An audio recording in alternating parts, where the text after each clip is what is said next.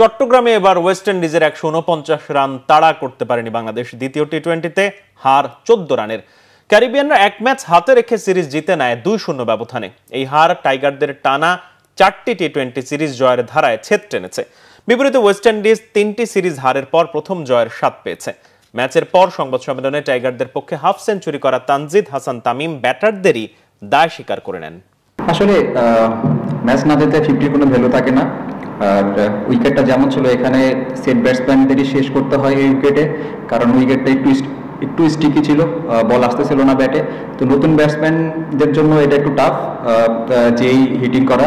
তো আমার কাছে মনে হয় আমি যদি শেষ পর্যন্ত থাকতে পারতাম তাহলে হয়তো বা ম্যাচটা বের হয়ে যেত। জাকির ভাই এর আগেও কিন্তু অনেক বড় বড় ওয়েস্ট ইন্ডিজের সাথেও আপনি দেখছেন, ওয়েস্ট ইন্ডিজের সিরিজে দেখছেন সে কি করতে পারে। তো আমি জাস্ট তাকে একটা মেসেজ দিচ্ছিলাম যে আপনি লাস্ট সিরিজে ওদের সাথে কিভাবে ব্যাটিং করছেন আপনি পারবেন, আপনি ম্যাচে দিতে পারেন। আমি জাস্ট একটা মেসেজই দিছি যে আমরা দুইজন যদি থাকি ইনশাল্লাহ তাহলে ম্যাচটা বের হয়ে যাবে। যে উইকেটই থাকুক না কেন 150 এটা আসলে চেজেবল ছিল।